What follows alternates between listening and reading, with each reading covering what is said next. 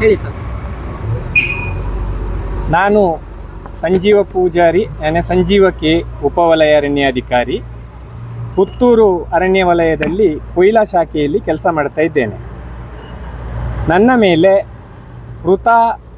ತಪ್ಪು ಆರೋಪಗಳನ್ನು ಹೊರಿಸಿ ಜನವರಿ 13, 2023ರಂದು ಮಂಗಳೂರು ವೃತ್ತದ ಅರಣ್ಯ ಸಂರಕ್ಷಣಾಧಿಕಾರಿ ಅಮಾನತು ಆದೇಶವನ್ನು ಹೊರಡಿಸಿರುತ್ತಾರೆ.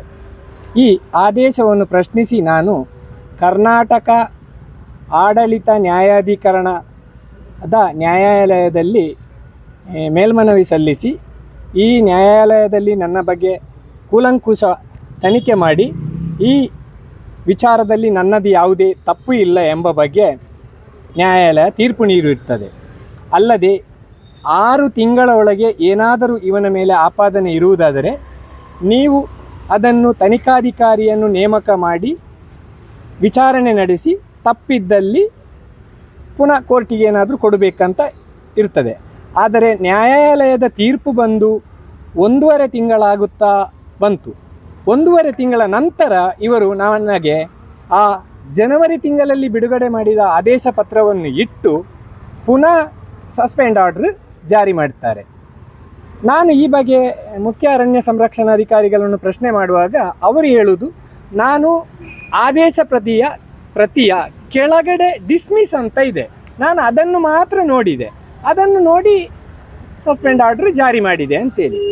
ನ್ಯಾಯಾಲಯದ ಆದೇಶವನ್ನು ಓದಿ ಅರ್ಥೈಸಿಕೊಳ್ಳಲು ಯೋಗ್ಯತೆ ಇಲ್ಲದ ಅಧಿಕಾರಿಯೊಬ್ಬ ಮುಖ್ಯ ಅರಣ್ಯ ಸಂರಕ್ಷಣಾಧಿಕಾರಿಯಾದರೆ ಅವರಿಂದ ನಾವು ಯಾವ ಮಟ್ಟದ ನ್ಯಾಯವನ್ನು ನಿರೀಕ್ಷೆ ಮಾಡಬಹುದು?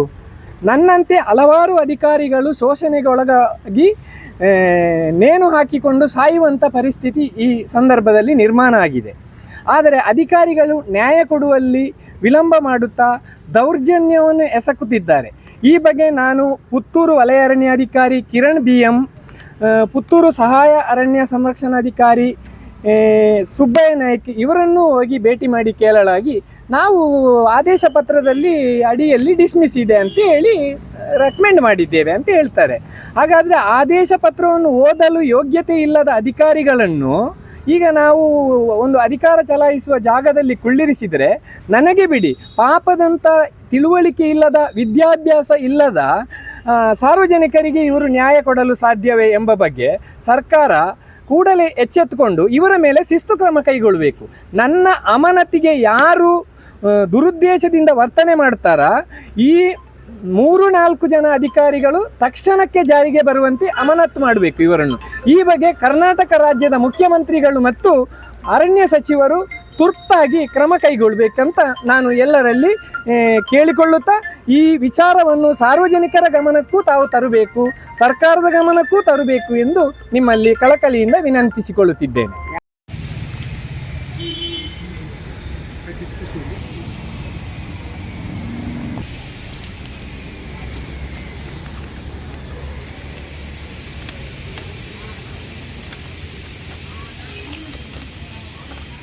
ಓದಲಿ ಬರ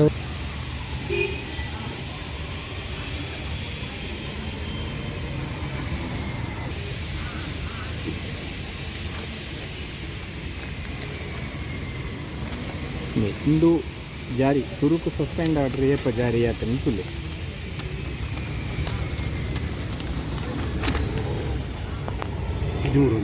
ಅಂದ ಜನವರಿಗೆ ಅಥವಾ ಜುಲೈಗೆ ಮುಗಿಂದು ಜೂನ್ ಆದೇಶ ಕೊಡ್ತಂಡು ಮುಗಿತ್ತು ವಾದಿನೊಕ್ಕ ಆದೇಶ ಕೊಡ್ತಂಡು ಫಸ್ಟ್ ಡೇ ಆಫ್ ಜುಲೈ ಕೊಡ್ತಂಡು. ಏಪ ಮಲ್ತೇರು ಎರಪ್ಪ 8/8/2023 ಮತ್ತೊಂದು ಕಾಪಿ ಕೊರಿಯರ